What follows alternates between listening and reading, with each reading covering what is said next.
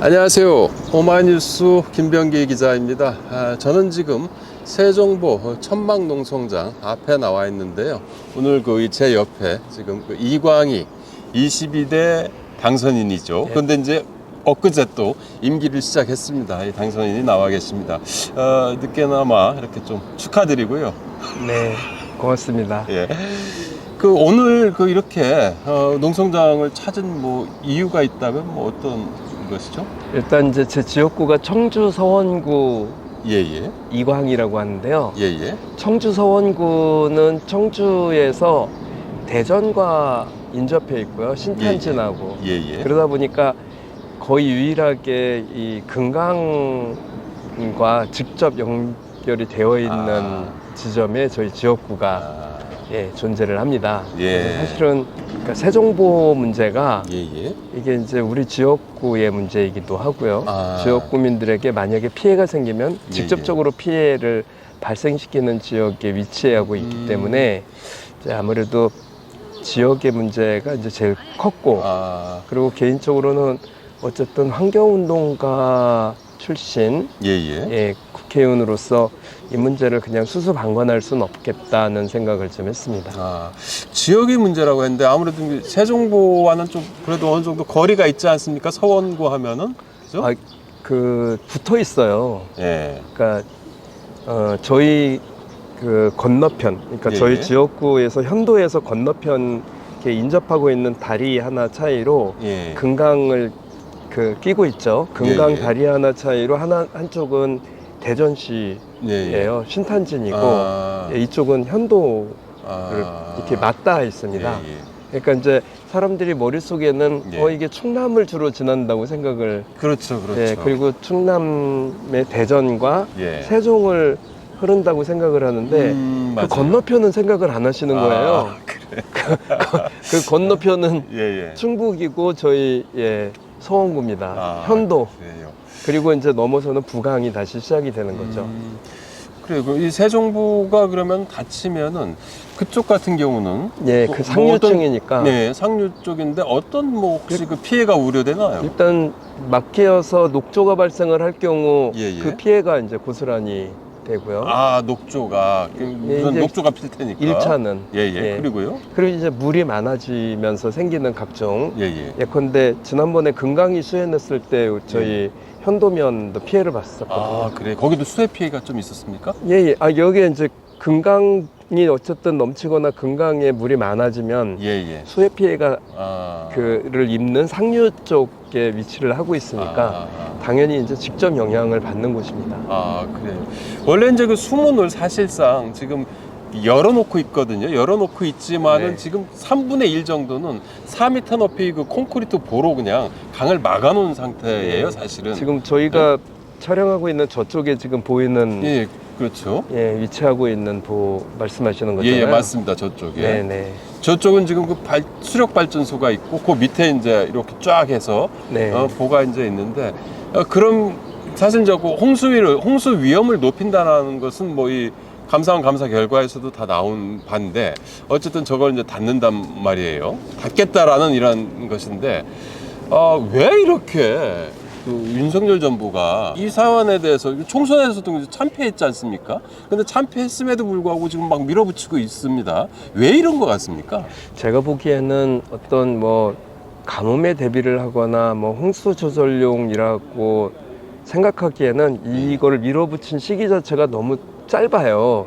그렇죠. 어떤 연구를 한 것도 아니고 그냥 맞아요. 밀어붙이는 측면에서 보면 현재 정부의 인사들이 주로 이명박 정부 때 했었던 분들이라 이명박 시즌2를 만들고 싶어하고 이명박 대통령 당시에 문제를 일으켰었던 거를 그대로 다시 반복하는 있죠, 그러기 위해서 이걸 닫겠다 이렇게 하는 것 같아요. 그러니까 문재인 정부 당시에 4년간 준비를 해서 열고 그 결과를 같이 토론해내고 공론화 과정을 거쳐서 결과를 냈었던 것에 대해서 보름 만에 뒤집을 수 있다고 보지 않는 거잖아요. 그리고 어떤 회의를 정상적으로 했거나 이런 것도 없이 그냥 검증도 하나도 안 한 상태고 그리고 또 의견 수렴도 전혀 안 된 상태에서 거의 일방적으로 그냥 독주하고 있는 거죠. 그랬다는 거는 그냥 문재인 정부의 어떤 그 과정 자체를 지우고 원래 이명박 정부의 당시로 돌아가고 싶다는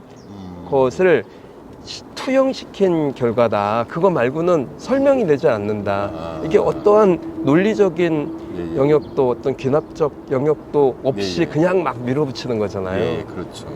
근데 지금 이제 어쨌든 보호 수문을 지금 연 상태인데 이쪽에 이제 많은 멸종 위기종들이 많이 돌아왔어요. 물고기도 이제 흰수마자니 미호종계가 들어왔고 여기 또 그 겨울에는 여기 그 큰 고니도 오고 여기 또 저희가 이제 이쪽에서 이제 그 천막을 딱 칠 때 저 앞에 또 흰목물대사라고 또 멸종 위기종도 들어왔어요.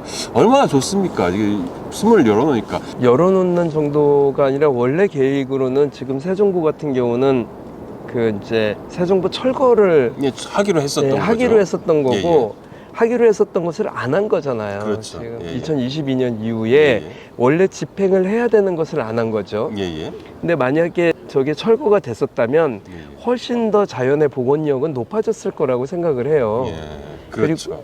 그리고 그 보가 없이 그러니까 그냥 물이 흐르는 상태로 둘 경우 굉장히 하얀 모래톱에 그러면 이제 당연히 모래톱에 사는 각종 생물들 그리고 그 수변 구역에 숲이 조성이 되면서 오는 각종 새들 그런 이제 자연이 생명과 함께 복원이 되는 이런 과정들을 우리가 지켜봤기 때문에 더 간절해진 거죠. 다시 그런 게 사라진 그랬던 시대로 돌아갈 수는 없다. 그래서 이제 우리 활동가들이 농성을 하기 시작을 한 거 아니겠습니까? 그렇죠. 그럼에도 불구하고 환경부 장관은 멸종위기종을 보호해야 될 환경부 장관, 그리고 생태계를 보호해야 될 우리나라 그 환경의 최후 보루여야 할 환경부와 환경부 장관은 지금 이걸 또 주도적으로 지금 막으려고 지금 안간힘을 쓰고 있는 이런 상태거든요.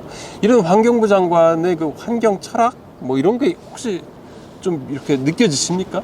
아니 저는 이제 현 정부 들어와서 참 이상한 정부다고 생각이 드는 게 환경부 장관은 환경을 파괴하는 일에 앞장을 서고 통일부 장관은 통일을 못되게 저해하게 만드는데 노동부 장관은 노동 조건을 더 열악하게 만드는데 이게 도대체 우리가 그 어떤 무슨 부, 노동부, 환경부, 뭐 통일부 이런 부를 만든 원래 애초의 목적들과 반대되는 거를 만들려고 하는 건가? 이런 생각이 좀 들 정도로 역행하고 있는 정부라고 생각을 합니다.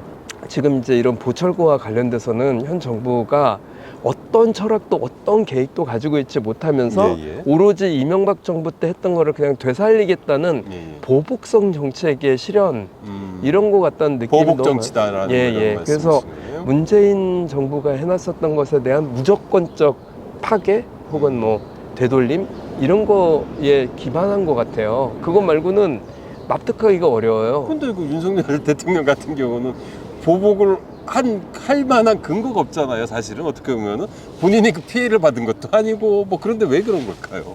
그 현 정부 분들이 다 이명박 때 그 분들이라서 그 세간에 도는 그 이명박 정부 당시의 인사들의 복귀와 귀환 뭐 이런 게 사실인 거 아닌가 이런 생각을 할 수밖에 없는 상황이에요. 특히 환경 쪽은 우리가 4대강 때 얼마나 지난하게 4대강 반대 투쟁을 했습니까? 그렇죠.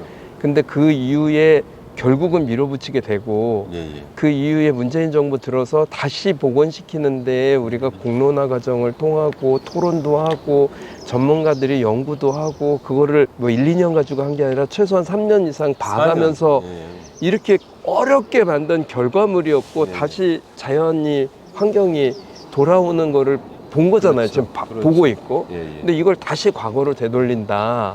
이게 정상적인 정책의 시행일까요? 근데 이제 저는 이제 개인적으로는 이제 이번에 그 총선에서 윤석열 정부가 이제 그 여당이 집권 여당이 이제 그 참패하고 나서 좀 바뀔 줄 알았어요. 근데 지금 전혀 뭐 그런 모습을 보여주지 않는 것 같아요. 특히 이제 이런 거 같은 경우 물 정책이나 뭐 이 세종보 철거 문제 같은 경우도 이 문제뿐만이 아니라 거의 모든 부분에서 전혀 바뀌지 않고 그냥 원래대로 하던 대로 그냥 하시는 것 같아요. 오히려 더 속도를 붙이는 것 같은 느낌마저 들어요. 그렇죠. 그러니까 뭐 이번 총선의 민의와 민심은 나하고는 전혀 상관이 없다는 투로 이런 대통령을 우리가 이런 대한민국의 민주주의 수준이 이 정도밖에 우리가 해놓은 게 없나에 대한 자괴감이 들 정도로 당선인으로서 이렇게 도대체 내가 맞설고자 하는 정부가 도대체 어떤 정부인가 이런 그러면 내가 앞으로도 발언하고 그 뭐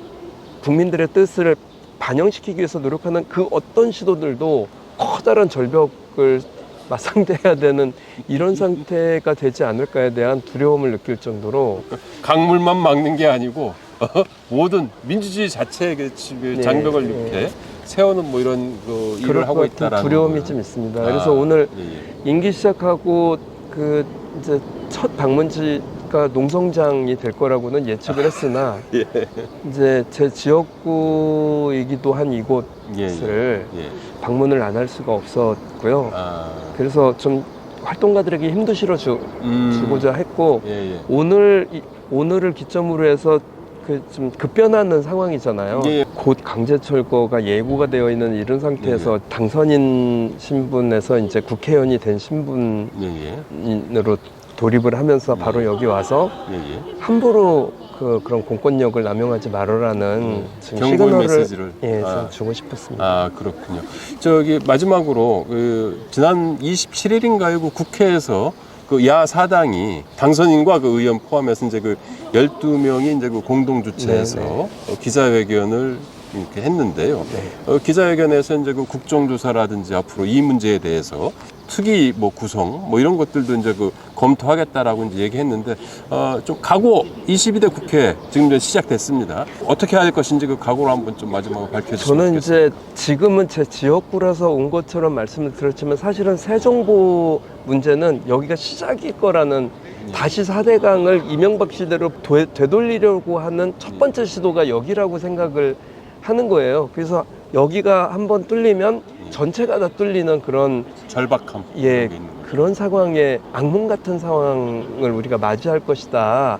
그래서 여기를 어떤 식으로든 지켜내야 한다는 절박감이 있고요. 그래서 그 기자회견이 우리들의 그 어떤 저항을 선언하는 그런 결의를 밝히고 그런 자리였기를 바라고 우리도 이제부터 시작이다. 다시 이명박 시대의 그 4대강 그 녹조라 때 넘쳐나가고 시꺼먼 뻘밭이 되는 그런 4대강을 다시 만들 수는 없다. 그런 결기로 좀 시작을 하겠습니다. 혹시 뭐 마지막으로 또 이렇게 하시고 싶은 오마이TV 시청자 여러분들한테 하시고 싶은 말씀이 있으신지요? 이런 이제 환경 문제는 굉장히 긴 싸움일 가능성이 높고 피로도가 길다 보니까 피로도가 높을 수밖에 없는데 이럴 때일수록 시청자 여러분들께서 관심을 보여주지 않으면 이 하나둘씩 이렇게 활동가들의 힘이 좀 없어져가는 이런 상황이 왕왕 발생하고 있는 투쟁이잖아요. 이런 투쟁이. 그래서 계속적으로 좀 관심을 기울여 주시고요. 저희들도 22대 시작하면서 첫 포문을 어쨌든 이곳 새정보 그 농성장에서 시작을 했으니 지켜봐 주시고 투쟁에 동참해 주시기를 간곡히 부탁드리겠습니다.